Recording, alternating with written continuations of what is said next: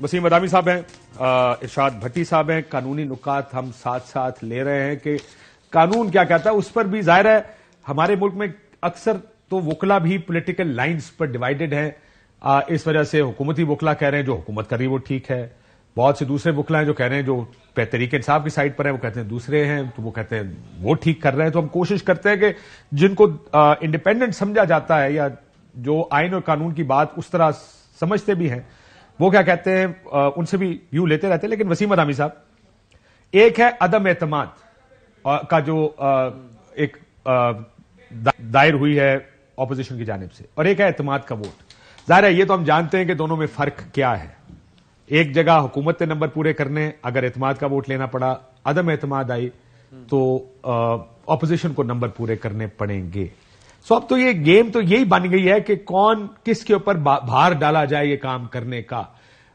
आपको लगता है कि अगर एतमाद का वोट लेना पड़ ही गया, अगर आखिर में स्पीकर साहब ने कहा जी मुझे तो माफी चाहता हूं, चीफ मिनिस्टर ने कहा मुझे तो जनाब इन्होंने बताया ही नहीं, स्पीकर ने इजलास ही नहीं बुलाया, बुला देते मैं नंबर पूरे कर देता, आखिर में क्या नंबर उस सूरत में पूरे कर लेंगे तहरीक इंसाफ और काफ लीग वाले मिलकर?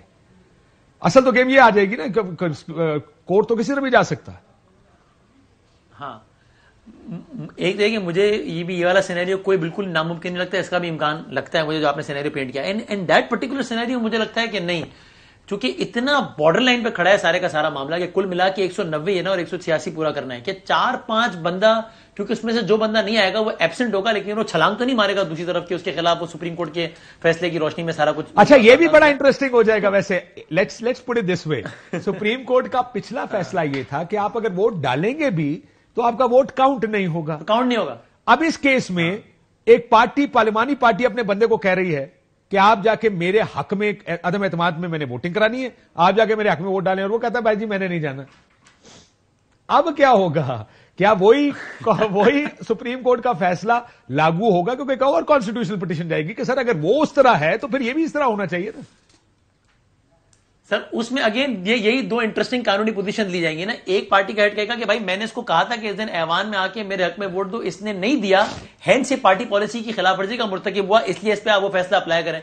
वो जो इंडिविजुअल होगा जो उस दिन नहीं आया होगा वो कहेगा भाई मैंने कब पार्टी पॉलिसी की खिलाफवर्जी की है, मैं कब मुखालिफ कैंप में छलांग मार के गया हूं, मैं तो उस दिन पाकिस्तान से बाहर था, मेरी तो तबीयत खराब थी, मेरे तो खानदान में मसला, इसलिए मैं नहीं आ सका फिर सुप्रीम कोर्ट में। सो इसलिए अगले कुछ दिनों में हम अदालतों में बहुत कुछ होता देखेंगे।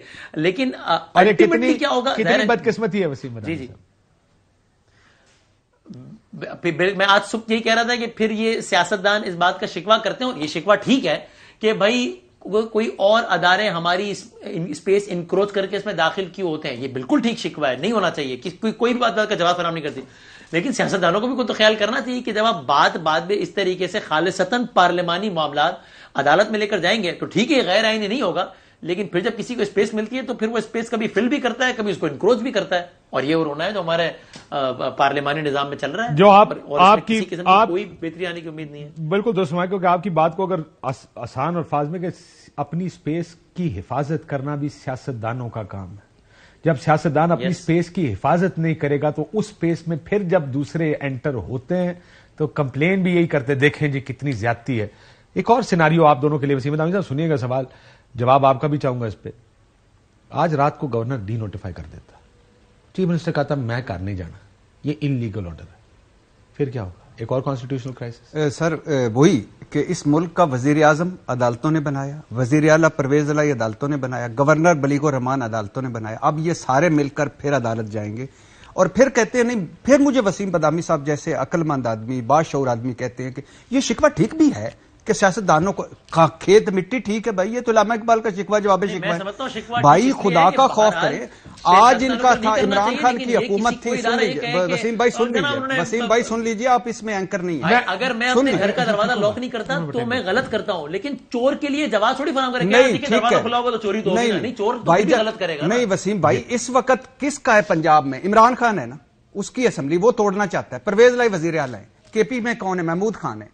तो जब कानूनी तौर पे तगड़े भी कम से कम बुनियाद इस वक्त तक तगड़े भी दिखाई देते हैं। इस वक्त तक अगर आप ये देखें कि कानूनी तौर पर बेहतर पोजीशन किसकी है, तो लार्जली जो मैंने बहुत सारों को सुन के लगा, टोटली शायद मैं ना कह सकूं, लेकिन लार्जली इस वक्त तहरीक इंसाफ कोalition बेहतर पोजीशन सर मैं कह रहा हूं कि आप जब اور مورلی بھی ان کا ہاؤس ہے, ان کی مرضی, ان کا ہاؤس ہے. اور کوئی لیگل طریقے سے آپ ان کو نہیں ہٹا رہے. آپ لیگل تو یہ نہیں ہے کہ آپ کے پاس نمبر پورے ہیں, آپ کہہ رہے ہیں جی آپ آئیں عدم اعتماد ہم لے کے آ رہے ہیں آپ کے خلاف. لیگل طریقہ ہے بالکل, اگر نمبر آپ کے ختم ہو جائیں, ایک وہ کہتا ہے نا کہ ٹیکنیکل گراؤنڈز کے اوپر آپ کچھ کرنے کی کوشش کر رہے ہیں. سر آپ گھر کھلا چھوڑ دیں. کاشف میں 100% اگریڈ, سوری بٹی صاحب, بالکل ایسا ہی ہے. اور بس پھر وہی والی بات جہاں سے ہم نے شروع کیا تھا کہ ہر کوئی اس کے لیے چھپ رہا ہوتا ہے. جب ایک لیگل طریقہ آتا ہے جس میں بے شک پیچھے جو کچھ ہوا بھی ہے لیکن وہ آپ کی, تو پھر آپ تحریک عدم اعتماد قومی اسمبلی میں اس لیے نہیں آنے دیتے کہ جناب میں ڈپٹی اسپیکر یہ سمجھتا ہوں کہ اس کے پیچھے امریکہ ہے اور یہ یوں ہے اس لیے جاؤ, نہیں لانے دیتا میں تمہیں تحریک عدم اعتماد. وہاں وہ غلط تھے اور یہاں پہ یہ غلط ہے. آپ ان کے پاس نمبر پورا تھا, ان کا رائٹ بنتا ہے, آپ کو اچھا لگے نہیں. اور یہاں پہ عمران خان کا ایوان ہے, اس کا رائٹ ہے وہ تحلیل کرے اس کو. نہیں, میں ایک ڈپٹی اسپیکر قاسم سوری کی بھی بات نہیں کر رہا, ڈپٹی اسپیکر پنجاب اسمبلی کی بھی بات نہیں کر رہا, پنجاب کی بھی نہیں بات ہے, کے پی کے. میں اس شکوے اور جواب شکوے کی بات کر رہا ہوں کہ جب دوسرے کو ووٹ کو عزت دینے کا وقت آتا ہے, جب دوسرے کی حکومت کا وقت آتا ہے, جب آپ کے اپنے خلاف آتا ہے, اس وقت آپ چڑھ دوڑتے ہیں, ہر ادارے سے مدد لے لیتے ہیں اور ہر ادارے کے قدموں میں بیٹھ جاتے ہیں اور اس وقت کر لیتے ہیں اور پھر کہتے ہیں کہ شکوہ ان کا ٹھیک ہے. اور یہ ہیں ہی پیداوار ان اداروں کی, یہ ان کو اس کے علاوہ کچھ نہیں آتا, یہ جمہوریت پسند نہیں ہے, نہ ان کے ذہنوں میں پارلیمنٹ کا تقدس ہے, نہ ان کے ذہنوں میں پارلیمنٹ کا تقدس ہے. پارلیمنٹ کا جس دن یہ عزت نہیں کریں گے اس دن میں کیسے کروں گا پارلیمنٹ کی عزت؟ اگر یہ خود نہیں کریں گے تو آج کریں نا پارلیمنٹ کی عزت. آج کہیں جی توڑیں ہم الیکشن کرواتے ہیں, کہہ نہیں رہتے الیکشن کروانے کے لیے, تو آج کیوں نہیں کریں گے؟ کل ادھر چڑھے ہوئے تھے. جب آپ ایک چیز کو جعلی کہتے ہیں پھر وہ حلال کیسے ہو جاتی ہے, اصلی کیسے ہو جاتی ہے؟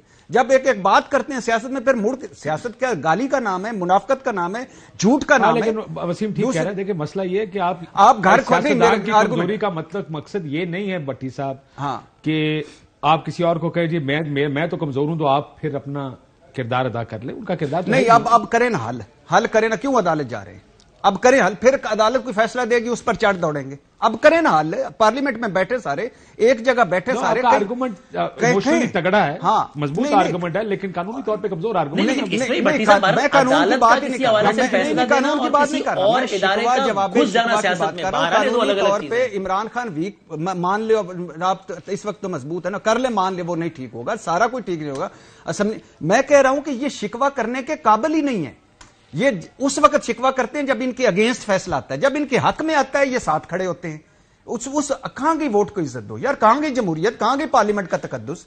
ہمیں ہر روز یہ سرکس میں ڈالا ہوا ہوتا ہے, ہر چوتھے دن ایک نیا تماشا. لیکن میں چلو بھٹی صاحب کی میں آپ سے مکمل اختلاف کرتے ہوئے بھٹی صاحب, آپ گھر کو کھلا چھوڑیں گے, چوکیدار نہیں رکھیں گے, سونا شونا باہر سین میں رکھیں گے اور کہیں گے جی چور آ گیا تھا. بھائی چور نے تو آنا ہی تھا, آپ اپنا تو کچھ سنبھالیں. تو اس کے بعد اگر چور آئے گا تو کیا آپ یہ کہیں گے کہ یار چور کی غلطی نہیں ہے, دروازے کھلا ہوا تھا نا, چور نے بالکل غلطی نہیں ہے, جائز ہے چوری تمہاری بے وقوفی, تم نے گھر لاک کیوں نہیں کیا؟ بھٹی صاحب آپ چوری کی سزا کٹوائیں گے, ایف آئی آر کٹوائیں گے. نہیں, میں چور کو سلام ٹھوکوں گا کہ ٹھیک کیا آپ نے, مجھے ایف آئی آر کٹوانے کا اگر کسی اور کا سونا, اگر کسی اور کا سونا ہوا نا تو آپ سلام کریں گے. بھائی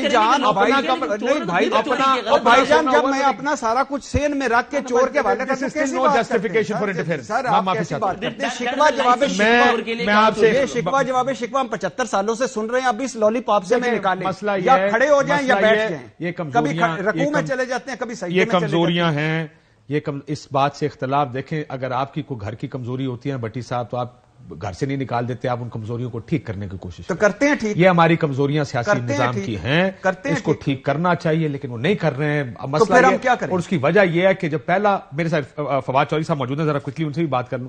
ان کا پہلا مقصد اور مسئلہ یہ ہے کہ میں نے اس نظام کو ہوڈ ونک کر کے, وہ انگریزی کا لفظ ہے ہوڈ ونک کر کے, کہ کسی طرح میں چکمہ دے کر میں کسی طرح اپنا کام چلا لوں.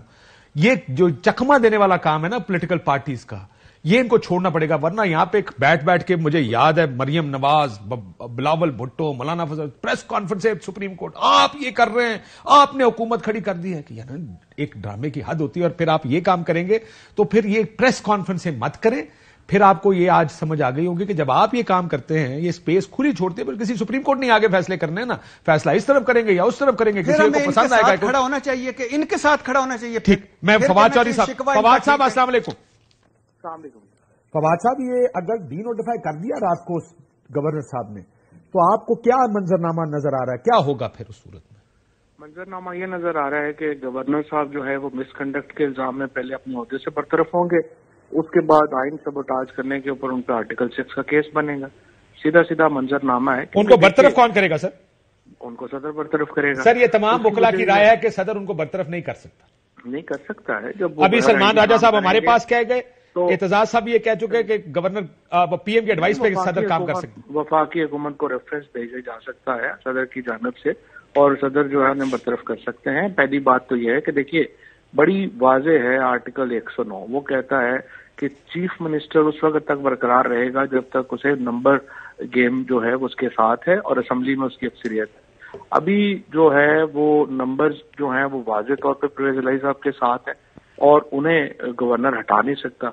तो अगर हटाएगा तो वो इलीगल होगी उनकी जो। लेकिन मेरा सवाल कुछ और था। बिल्कुल ठीक आप कह रहे हैं, वो इलीगल होगा और गवर्नर को हटा दिया जाएगा। नोटिफाई कर देता है वो रेफरेंस सदर कल सुबह ही भेजेंगे वफाकी हुकूमत को, लेकिन सुबह क्या हालात होंगे? क्या सीएम होंगे परवेज इलाही साहब आफ्टर डी नोटिफाई करने के बाद? क्या सुबह चीफ मिनिस्टर कौन होगा पंजाब का, पहले ये बताएं। नहीं, वो तो परवेज इलाही होंगे ना, देखें ना उसकी वजह। तो आप कह रहे हैं उस नोटिफिकेशन का कोई फायदा नहीं है? नहीं, उसका फायदा है, उससे जहाज बना के खेलेंगे। कौन? उसका जहाज बना के उड़ाएंगे, इधर से उधर और उधर से इधर। अच्छा, सो आप ये कह रहे हैं कि लेकिन एक देखें, देखने वाले के लिए क्राइसिस तो बन जाएगा कि चीफ मिनिस्टर जो कॉम्पिटेंट अथॉरिटी है जिसको गवर्नर कहते हैं, वो कहता है आप चीफ मिनिस्टर नहीं है, लेकिन आप कहते हैं जी लीगली हम ठीक है। अब ये तो एक बहरान की सूरत हाल बन गई ना फवाद साहब। नहीं, देखिए बहरान होता है जब आइन के मुताबिक कोई हो, ये तो कोई बहरान नहीं है। मसलन अभी गवर्नर जो है वो प्रोक्लेमेशन जारी कर दे कि मैं जो काशिफ अब्बासी है वो कल से जो है वो हमें ये प्रोग्राम नहीं करेगा, तो जाहिर है वो ये नहीं कर सकते। प्लीज करवा दें। इसी तरीके से इसी तरीके से वो ये प्रोक्लेमेशन इशू नहीं कर सकते कि नंबर जो है वो अक्सरियत असेंबली की तो परवेज इलाही साहब के साथ है, लेकिन वो वज़ीर आला नहीं होंगे। तो कोई कानून है ना, किस कानून के तहत वो ये जारी करे? लेकिन मैं इसलिए कर रहा हूं, आपकी बात चले मैंने मान ली, लेकिन अब एक कॉन्स्टिट्यूशनल क्राइसिस तो खड़ा हो गया ना। हाँ, तो कॉन्स्टिट्यूशनल क्राइसिस खड़ा हो गया तो जाएं कोर्ट में जाएं और बताएं कि स्पीकर साहब ने जो सेशन नहीं होने दिया, चीफ मिनिस्टर ने तो नहीं रोका, स्पीकर साहब ने। सर ये बताएं फवाद साहब, एक बात मैं बड़ा इंटरेस्टिंग है क्योंकि वक्त कम है, आपसे लेट बात हो पाई। ब्यूरोक्रेसी क्या करेगी? एक तरफ नोटिफिकेशन आ गया गवर्नर का, वो कहता है चीफ मिनिस्टर अब डी नोटिफाई हो गया, वो चीफ मिनिस्टर नहीं रहे। अब ब्यूरोक्रेसी किस तरफ देखेगी? क्या वो, क्योंकि काम असल उन्होंने करने, वो चीफ मिनिस्टर की तरफ देखेगी, वो गवर्नर की तरफ, वो किस तरह काम करेंगे, वो किसका ऑर्डर मानेंगे? नहीं, वो तो एडवोकेट जनरल ऑफिस की जो एडवाइस होगी उसके मुताबिक चलेगी ना। जाहिर है जो एडवोकेट जनरल ऑफिस ने उनको एडवाइस करनी है लीगली कॉन्स्टिट्यूशनल प्रोविजन की, उन्होंने उसके मुताबिक एक्ट करना है। और चले मुझे इसकी भी जरा थोड़ा सा एक्सप्लेन कर दें कि क्योंकि हम जाहिर है पहली दफा ये सूरत हाल देख रहे हैं, क्या गवर्नर अगर डी नोटिफाई कर देता है तो क्या एडवोकेट जनरल ने भी उसके मुताबिक कोई नोटिफिकेशन या कोई एडवाइस जारी कर ली? रूल्स ऑफ बिजनेस में जो इंटरप्रिटेशन है, मतलब मेरा और अगर चीफ मिनिस्टर का और गवर्नर का लेट से किसी बात पे इख्तलाफ है, या किसी मिनिस्टर का और किसी चीफ मिनिस्टर का आपस में इख्तलाफ है, तो under rules of business advocate general office जो है वो डिफाइन करता है कि लॉ क्या है। तो लॉ जो है वो एडवोकेट जनरल ऑफिस ने जो है वो डिफान कर। सो अहमद अवैस साहब ये फैसला करेंगे कल कि वजीर आला परवेज इलाही साहब हैं या नहीं है? जी बिल्कुल, क्योंकि इंटरप्रिटेशन फिर उनके पास जाएगी।